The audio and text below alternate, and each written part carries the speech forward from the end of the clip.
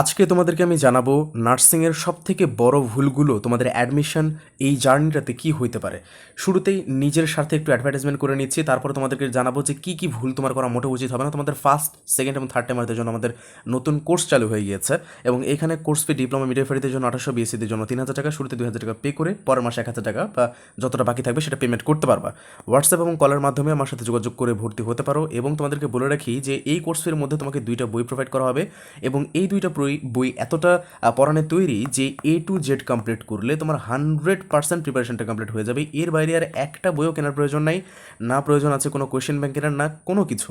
এই 2টা 100% এনাফ। এছাড়াও কোর্সের বাইরেও যারা এই বইটা এক্সট্রাভাবে কিনতে চাও তারাও এই হোয়াটসঅ্যাপ অথবা কলের মাধ্যমে যোগাযোগ করে এই বইটা নিয়ে নিতে পারো। এটা উন্মুক্ত বই এবং অসংখ্য স্টুডেন্ট র্যাঙ্ক করেছিল, চান্স পেয়েছিল, কয়েকজনকে আমি দেখালাম। এখন চলো আমরা আমাদের মেইন যে কথাটা সেটা শুরু করি। দেখো, আমি তো তোমাদেরকে অনেক বলেছি। আমি আজকে যেটা করেছিলাম, গ্রুপে একটা মেসেজ করেছিলাম যে স্টুডেন্টরা অর্থাৎ যারা চান্স পেয়েছে তারা আজকে তোমাদেরকে বলবে যে কী ধরনের প্রবলেম তারা ফেস করেছিল। আমার কথা তো অনেক শুনেছো, একদম যারা স্টুডেন্ট তাদের মুখ থেকে শোনো। দেখো, শুরুতে আমি তোমাদেরকে দেখাচ্ছি কমেন্টগুলো তারা কি করেছে। একটু সময় দিও আমাকে। এই যে এই কমেন্টটা নিয়ে আমি লাস্টে কথা বলবো। হ্যাঁ, শুরুতে চলো উপরের দিকে যাই। এই যে ছেলে হয়েও পরীক্ষা দেওয়া ভালো ভাগ্য না, এই যে 10% রাখার কারণে যে প্রবলেমটা আর কি হয়। দেখো, ছেলেরা যারা আছো তোমাদেরকে বলে রাখি যে তোমাদের কিন্তু 10% ভাইয়া। সো খুব বেশি বড় স্বপ্ন দেখে বিএসসি করে না লাফানোই উত্তম।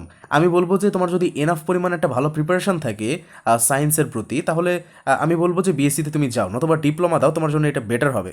এরপরে দ্বিতীয় যে ব্যাপারটা সেটা হচ্ছে মোবাইলের প্রতি দুর্বলতা। দেখো, একটা হিসেব তোমাকে আমি দেখাই যে মোবাইলের প্রতি দুর্বলতা, আমরা সাধারণত মোবাইলের পেছনে মিনিমাম একটা লোক 2 ঘন্টা দিয়েই থাকে, মানে যার আসক্তি নাই সে 2 ঘন্টা দিয়ে থাকি ওই অ্যাডমিশন সিজনে। এখন মিনিমাম কিন্তু এটা বলছি, যার আসক্তি নেই, এটা যদি তুমি হিসাব করো তোমার কাছে মোটামুটি 6 মাস মতন সময় পাবো, অর্থাৎ 180 দিন মতন প্রত্যেক দিন 2 ঘন্টা করে করলে মোটামুটি দেখা যাচ্ছে 360 ঘন্টা। এই প্রিপারেশনটা হইতেছে সাধারণ জ্ঞানের প্রিপারেশন, তোমার সম্পূর্ণ সাধারণ জ্ঞানের প্রিপারেশন, এটা যেটা দেখে সবাই ভয় পায়। সাধারণ জ্ঞানের প্রিপারেশনটা 360 ঘন্টায় কমপ্লিট হয়ে যাবে। অবশ্য এটা অন্যদের কথা আমি জানি না, মানে আমি যে সাধারণ জ্ঞানটা পড়াই, স্টুডেন্টরা তো বেশি পড়া মনে রাখতে পারে না, যতটুকু দরকার জাস্ট ততটুকুই পড়াতে হবে। তো আমার পড়ানোর স্টাইলটা অনুযায়ী আমি বললাম যে জিকে প্রিপারেশনটা এর মধ্যে কমপ্লিট হয়েছে। তাহলে চিন্তা করো যে তুমি ফোনের পেছনে কতটা সময় দিচ্ছ আর এটা তোমার কতটা ক্ষতি করছে। দেখো, ব্যাকগ্রাউন্ড সায়েন্স থাকা সত্ত্বেও ডিপ্লোমাতে অ্যাডমিশন নেওয়া, এই ভুলটা তোমরা অনেকে করো। আমি আসলে এর সাথে সহমত নই। আমি তোমাকে বলছি যে তোমার ব্যাকগ্রাউন্ড সায়েন্স থাকুক, ডাজন্ট ম্যাটার। আমি বলবো যে তোমার জিপিএ অনুযায়ী তুমি পরীক্ষা দাও। আমি এর আগের ভিডিওতে কিন্তু বলেছি যে তোমার আসলে কিসে পরীক্ষা দেওয়া উচিত, ডিপ্লোমা মিডওয়াইফারি নাকি বিএসসিতে, এটা কী কী এর উপরে ডিপেন্ড করে, কিসের উপরে ডিপেন্ড করে, আমি এইগুলা বিস্তারিত ব্যাখ্যা করেছি, ওইখান থেকে দেখে নেবা। তোমার কি ব্যাকগ্রাউন্ড এটা ম্যাটার না, তোমার জিপিএ অনুযায়ী, তোমার ক্ষমতা অনুযায়ী তুমি এরকমভাবে ডিপ্লোমা বিএসসি নাকি মিডওয়াইফারি এইটা আর কি করবা, চুজ করবা। আর কোনো প্রশ্ন থাকলে তোমার কমেন্ট বক্সে করে রাখতে পারো। আমি কিন্তু সবগুলা কমেন্টের এখানে তোমাদেরকে দেখাইতে পারি নাই, মানে তোমাদের বড় ভাইয়েরা বড় আপুরা যেটা বলছে। এর পরের ভিডিওতে ইনশাল্লাহ দেখাবো, সাবস্ক্রাইব করে রাখতে পারো পরের কথাগুলো শোনার জন্য। যে অতিরিক্ত টেনশন, দেখো আমি তোমরা হয়তো বা যারা নতুন আছো তারা জানো না যে সেকেন্ড টাইমের ব্যাচগুলোকে আমি এক্সামের আগ পর্যন্ত পড়াই। কেন পড়াই জানো? এক্সামের আগ পর্যন্ত পড়ানোর কারণ হচ্ছে ওরা শেষে গিয়ে অনেক টেনশন ফিল করে, আমি পড়ানোর থেকে শেষে মোটিভেশন বেশি দিই এবং এইটা ওদেরকে যে এত হেল্প করে, এই জন্যই আমি সেকেন্ড টাইমের ব্যাচটাকে ধরে রাখি যে এরা এক্সামের আগ পর্যন্ত আমার সাথে থাকুক। আমি যদি লাস্ট মোমেন্টে ওই মোটিভেশনটা ওদের না দিই, ওরা হেরে যাবে। এই টেনশনটা এত বেশি যে আরেকটু পরে দেখবো যে আরও কয়েকজন বলছে এটা যে এত বেশি ক্ষতি করে যেটা তুমি মানে কল্পনাও করতে পারবে না। দেখো, জানা কোয়েশ্চেন ভুল করা। আমার গ্রুপে একটা স্টুডেন্ট আছে, ওর নাম হইতেছে মাহমুদা। ও হয়তো বা এই ভিডিওটা দেখবে, ও আবার প্রিপারেশন নিচ্ছে। তো ও মোটামুটি ভালো লেখাপড়া করছিল, বাট তারপরে যে ভুল করছে তার কারণ কি শুধুমাত্র জানো? ও জানা জিনিস ভুল করতো। আমি প্রচুর পরীক্ষা নিই, মানে এক্সামের আগে 100 মার্কের করে মডেল টেস্ট নেই এবং এতে করে স্টুডেন্টরা বুঝতে পারে যে কতটা ভুল করে তারা। আজানের মধ্যে ভিডিও বানানোর জন্য দুঃখিত, আর একটু হলে আমরা শেষ করে ফেলবো। তো যেটা বলছিলাম যে তারা বুঝতে পারে যে কতটা ভুল করছে। তুমি মনে করতেছো এর মধ্যে তো ম্যাথমেটিক্স নাই, সায়েন্স নাই, কি আবার টাইম ম্যানেজমেন্টের ব্যাপার স্যাপার আছে না, এর মধ্যে অনেক বিষয় আছে যে জিনিসগুলো তুমি জানো না। এগুলো তুমি পরীক্ষা দিতে দিতে তোমার ঠিক হয়ে যাবে। জানা কোয়েশ্চেন ভুল করা এটা অনেক বড় একটা প্রবলেম। কলেজ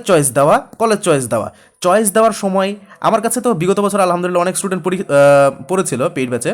তো ওদের প্রত্যেককে মোটামুটি আমার সাহায্য করা লাগছে এই কলেজ চয়েস দেওয়ার ক্ষেত্রে। আমি সবাইকে সাহায্য করছি, তাও যেন এই জিনিসটা ভুল না হয়, কারণ এটা এত বড় একটা ম্যাটার যে মানে কি বলবো, এটা খুবই গুরুত্বপূর্ণ একটা জিনিস। এটা তোমার একা করা মোটেও উচিত না। আর বড় ভুল হইতেছে ইংলিশ পড়া, নার্সিংয়ে হইতেছে ইংলিশের পড়া। তো এই ইংলিশের প্রতি যদি তোমরা খুবই দুর্বল থাকো, খুবই অল্প স্বল্প থাকলে সমস্যা নেই, খুবই যদি দুর্বল থাকো তাহলে আমি বলবো যে তুমি ইংলিশ পড়া এই যে বেশি আছে, তুমি কিন্তু নার্সিং পড়ে শান্তি পাবা না। আর এরপরে দেখো, সকাল সন্ধ্যায় না পড়ে গভীর রাত জেগে পড়াশোনা করা একদম ওয়ার্স্ট একটা টেকনিক তোমাদের। রাত জেগে পড়া যাবে না। আমার গ্রুপের কথা আমি যদি বলি যে আমি 11টার দিকে ওদের এক্সাম নেই, হ্যাঁ, ডেইলি টেস্ট থাকে, সারাদিনের পড়ার উপরে কী পড়লা, ডেইলি টেস্ট থাকে, ওই টেস্ট দেওয়ার পরে আমি ওদেরকে পড়া দিয়ে দিই এবং তারপরে ওদের পড়াটা কমপ্লিট করে দিই। এরপর আর কোনো পড়া নেই, তার কারণ হইতেছে এই সময় একটা সাউন্ড স্লিপ দিবে, সকালবেলা থেকে লেখাপড়া করবে, এই সময় রাত জেগে পড়াশোনা করার কোনো প্রয়োজন নাই। এরপরে দেখো এই যে কলেজ চয়েস দেওয়া, এর যে এক্সাইটেড, যেটা এক্সাইটেড হওয়া যাবে না। এক্সাইটেডটা আসলে কখন হয়, এই যে টেনশনে যখন বেশি করে ওইটাকে আসলে সে এক্সাইটেড বলছে আর কি, যে এক্সাইটেড ফিল করছে, আসলে সে টেন্সড ছিল। তো টেনশন করা যাবে না, এটা আমি অলরেডি বলেছি যে সহজ প্রশ্ন কিন্তু তুমি ভুল দাগায় দিয়ে আসতে পারো। তো যাই হোক, আজকের ভিডিও এই পর্যন্ত। কারো কোনো প্রশ্ন থাকলে করে রাখতে পারো, এবং আমি নেক্সট ভিডিওতে আরও যে তোমাদের ভুল থেকে দূরে থাকা উচিত, বিরত থাকা উচিত, সেগুলো তোমাদের সাথে এক্সপ্লেন করবো ইনশাল্লাহ। আল্লাহ হাফেজ।